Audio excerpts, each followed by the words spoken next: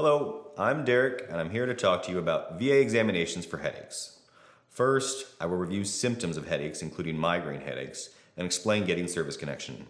Then, I will go over the regulations that determine the ratings of headaches. Finally, I will review a DBQ to prepare you for an examination. DBQ means Disability Benefits Questionnaire, and it is the form the examiner provides the VA to help determine the rating of a condition. Headaches that are classified as migraines are more severe headaches that can have additional symptoms such as vomiting, nausea, and extreme sensitivity to light or sound. These headaches can last hours and even days. Cluster headaches are a severe headache that occurs with bouts of frequent attacks lasting from weeks to months, usually followed by a remission period. Tension headaches are the most common type of headache, which are typically less painful than cluster and migraine type headaches and are often described as feeling like a tight band around the head. Headaches can be service-connected on a direct basis if they started in service. Additionally, it can be service-connected on a secondary basis if it is related to other service-connected conditions. One condition to consider is a traumatic brain injury. A theory of aggravation can be used for veterans who had documented headaches prior to service that have gotten worse as a result of service. Headaches could lead to secondary service-connected conditions because it may impact other symptoms of the body. One condition that is common to be secondary to headaches is depression. Headaches may also lead to a claim for total disability and individual unemployability if they cause you to be unable to work.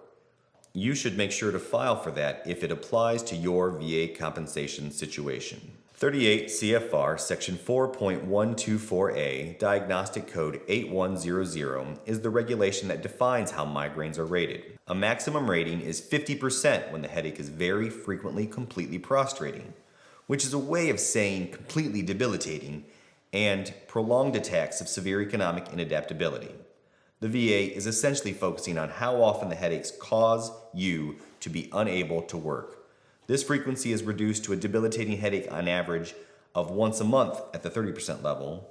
The VA further describes the headaches at 30% to be characteristically prostrating and to have continued over the last several months. The VA rates anything less frequent than one debilitating headache every 2 months as 0%. Moving on to the DBQ walkthrough, the examiner will fill out page 1 based on the request from the VA. Page 2 starts with a diagnosis.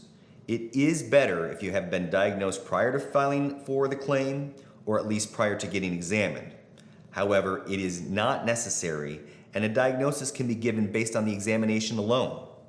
Notice, there are variations of headaches named such as migraines, tension, and cluster headaches mentioned previously.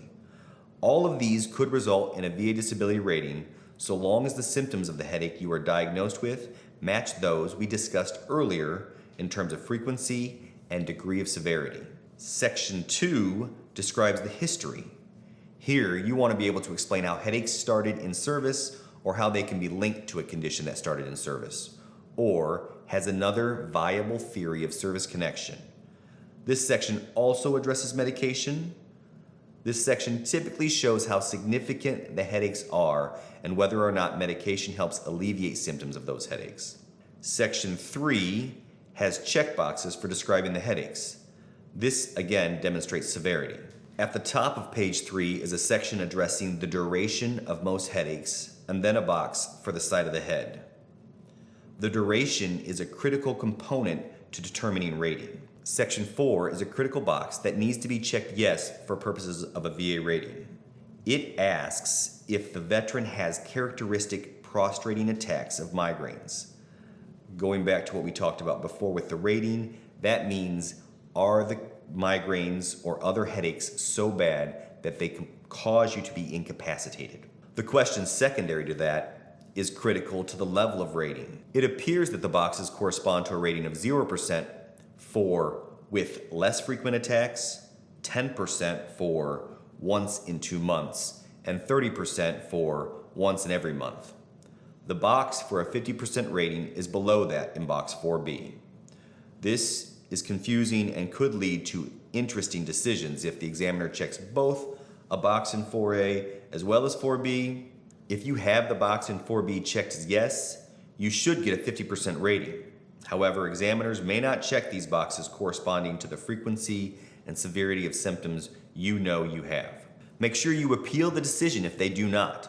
If you log your headaches, that is a good way to demonstrate to the examiner and the rater what is appropriate for your rating. Section 5 starts with a box to add other related information.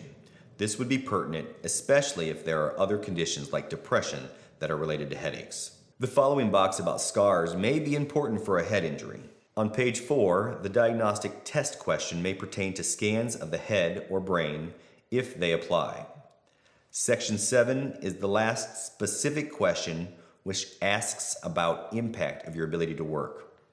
This is good to have checked, yes, because it applies to the economic inadaptability part of the rating, but it also applies to whether you are eligible for total disability and individual unemployability. This box supports both. If the examiner checked it, but the VA failed to give a rating without addressing it, you should appeal the decision. If you have received a decision on headaches and are considering appealing it, reach out to VA Disability Group for assistance. That wraps up this video. For more information, click on the links below this video. Remember to like and subscribe for more content from VA Disability Group about your VA benefits.